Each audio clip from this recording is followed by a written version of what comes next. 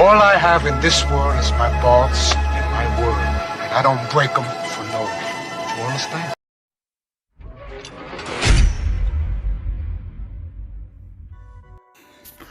What up, YouTube? Big T on Heavy Bad Boxing TV, man. If you don't get your big goofy ass in here and hit the bag, hit that like button for your boy, that helps the channel. You know, I appreciate that love. Shout out that gang, my bag hitters.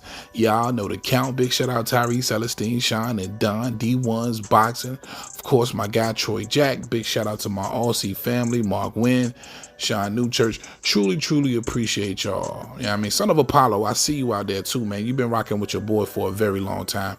Most definitely appreciate you, my brother. All right, David Benavidez breaks his silence. Shout out to Boxing Voice getting an opportunity to catch up with David Benavidez. And Dave taking the time to explain what has transpired, what has happened with this whole Canelo Alvarez situation. And let me say this before I play this audio for you guys. If you listen to this audio, or if you've ever heard David Benavidez speak and you don't believe that this kid is extremely genuine in everything that he says, then I think you're crazy.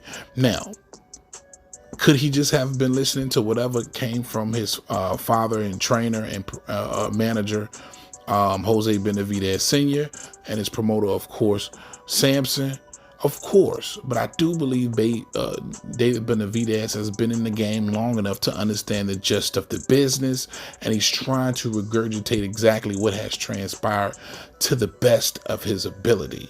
And it's going to be on you whether you believe any of it or not, but again, he just comes off extremely genuine. Let's go ahead and give him a listen. Fuck no.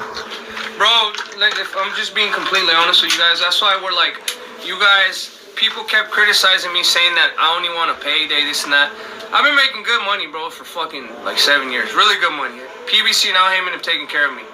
So, what they were offering Canelo, they were offering him close to 60 million. I think that's even before pay-per-view buys. After pay-per-view buys, it would have been a fucking killing. I wasn't getting nothing, no percentage. I was getting a fee of $5 million. I pay out all my people. I think I'm left over with 3.5 before taxes. You know what I mean? So I was fine with that. I was completely fine with that. This guy was taking everything. He was literally taking everything. I'm not saying that he shouldn't. I mean, if he's entitled to, he's entitled. I don't give a fuck. I wanted the opportunity. But if they're giving him 60 million here, what could they possibly give him over here? It's the same fucking thing. So why would I go across the street when I've been getting treated really good with PBC and Al Heyman? Why would I go across the street when they probably only want to give me a one-fight deal? You know what I mean? And they'll be all in favor for Canelo. So it's really the same thing.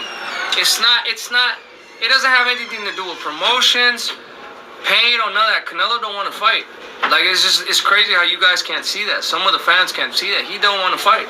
Well, I guess the gossip is that there is a lack of money. Oh, it's all bullshit, bro. Every time Canelo says no, all his fanboys come up with the fucking million excuses for him. What lack of money in there? They fucking offered him. They offered him to fight. But now he goes across the street and now... So he was supposed to fight Charlo and me. He goes across the street. Now look at his options now. Berlanga and Munguia.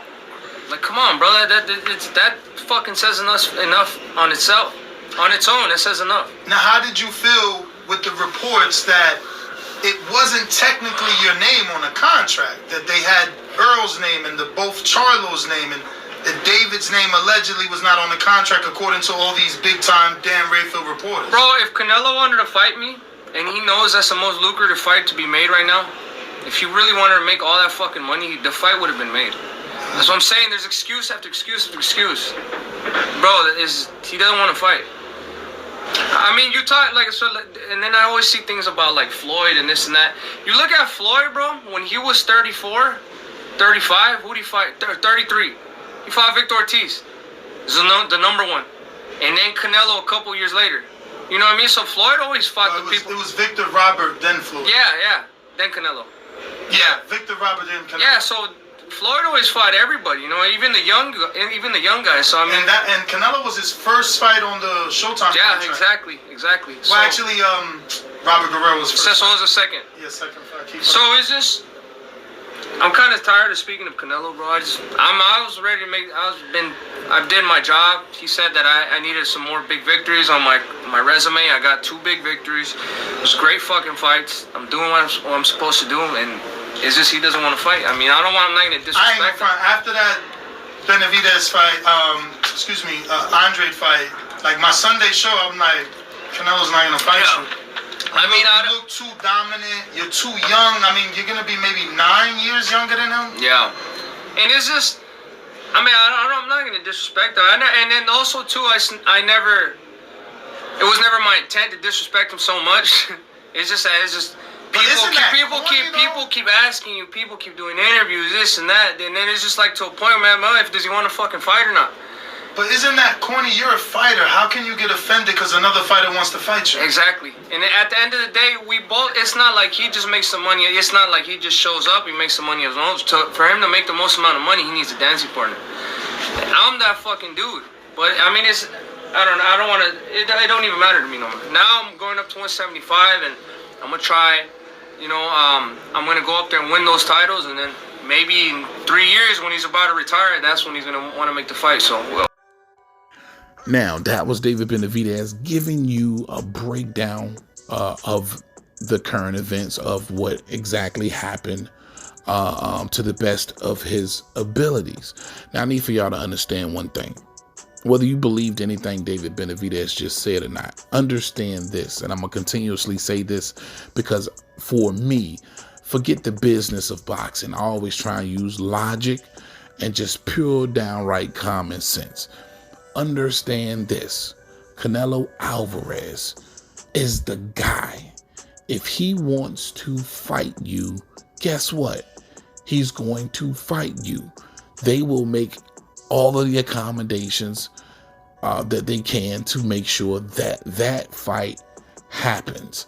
This isn't a fight where he's outpriced himself. Speaking of Canelo Alvarez, it's a reason why both sides of the streets are on a unified front as of right now, not allowing Canelo Alvarez to command or demand over $30 million for certain fights. But Benavidez is one of those fights. He can get pretty much whatever he wants, right? There's a reason behind that united front from both sides of the street. So make no mistake about it. If, in fact, Canelo Alvarez wanted to fight David Benavidez next, that fight would be made. But it's as simple as David Benavidez put it in this audio. Canelo Alvarez just doesn't want to fight him. And that's what it all boils down to.